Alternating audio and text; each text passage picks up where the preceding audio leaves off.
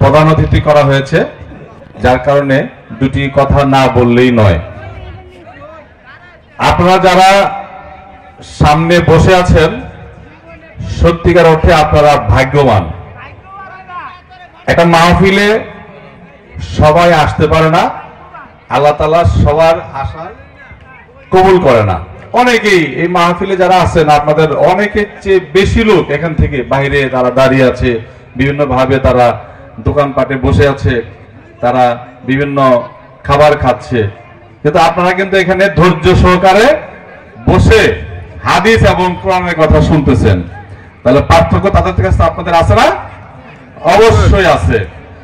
আজকে আপনারা যারা কষ্ট করে এই শীতের মধ্যে ফ্লোরে বসে আছেন, উলামায়ে কেরামদের কাছ থেকে হাদিস কোরআনের কথা শুনতেছেন, আল্লাহ তাআলা হয়তো কিয়ামতের দিন আপনি যদি কোনো কারণে আপনার হাতে হাত করা লেগে যায়, আপনি যদি আটকা পড়ে যান, এমনও হতে পারে আজকের এই মাহফিলের উসিলায় সেদিন আপনি জামিন পেয়ে যাবেন ইনশাআল্লাহ। বিগত দিনে আপনারা সকলেই জানেন, এই মাহফিলে আমাদের কথা বলার অধিকার ছিল না, আমাদেরকে কথা বলার সুযোগ দেওয়া হতো না, আমাদেরকে দাওয়াত দেওয়া হতো না, এবং বলে দেওয়া হতো এই ধরনের এই লোককে মাহফিলে দাওয়াত দেওয়া যাবে না, শুধু বিশেষ একটি দলের বিশেষ নেতাদের নামে মাহফিল হতো, আর সেখানে দলীয় গুণগান গাওয়া হতো হাদিস কোরআনের কথা বাদ দিয়ে।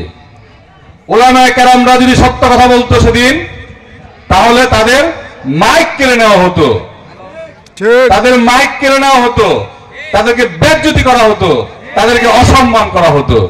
কি কারণে? শুধু কোরআন হাদিসের কথা বলার কারণে।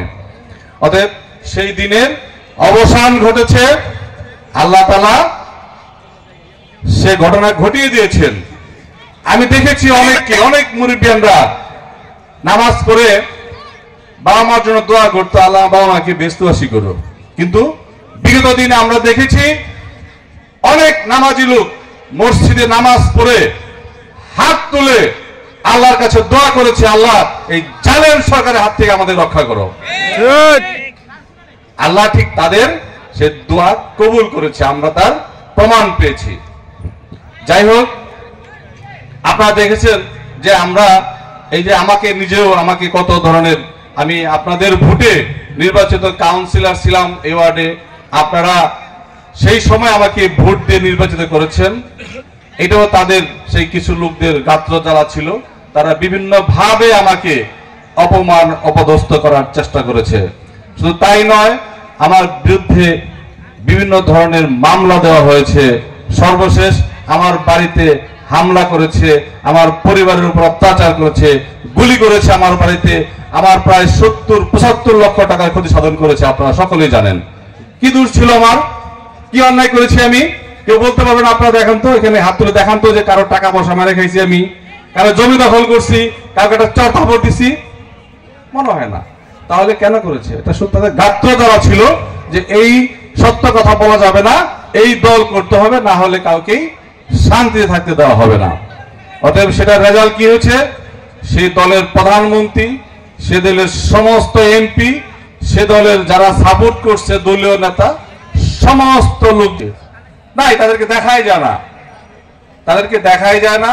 এদেশের মাটিতে, এদেশের জমিনে আবার ওয়াজ হচ্ছে, উলামায়ে কেরামগণ সম্মানিত হচ্ছে, উলামায়ে কেরামগণ হাদিস কোরআনের কথা বলতে পারছে, এটাই তো শুকরিয়া। অতএব যাই হোক, আমি আমার বক্তব্য দীর্ঘায়িত করব না। আমাদের অত্র এলাকার আমাদের এই মসজিদের ইমাম সাহেব, আপনারা সকলেই জানেন যে উনি অনেক সুন্দর বক্তব্য রাখেন, উনি অনেক সুন্দর মাহফিল করেন, এবং আরো যারা আছেন উলামায়ে কেরাম, তারাও গুরুত্বপূর্ণ ইসলাম এবং কোরআন থেকে আপনাদের ওয়াজ শোনাবেন। আমি আপনাদের সর্বশেষ আপনাদের কাছে দোয়া চাচ্ছি। বিগত দিনে আপনাদের পাশে ছিলাম, কাউন্সিলর ছিলাম মাত্র 3 বছরের মতো। বিভিন্ন কারণে আপনারা জানেন সারা বাংলাদেশের সমস্ত কাউন্সিলর এবং জনপ্রতিনিধিদের বরখাস্ত করা হয়েছে। সামনে যদি কখনো সময় সুযোগ আসে, আপনাদের পাশে আবারও থাকার চেষ্টা করব, সেই আশা রেখে আপনাদের কাছে দোয়া চেয়ে এবং এই মাহফিলের সার্বিক মঙ্গল কামনা করে ইসলামিয়া জামিয়া মাদ্রাসার যে কোনো বিষয়ে সার্বিক সহযোগিতা থাকবে এই আশা রেখে আমি আমার বক্তব্য শেষ করছি। ধন্যবাদ সবাইকে। আসসালামু আলাইকুম রহমতুল্লাহ। ওয়ালাইকুম আসসালাম রহমতুল্লাহ।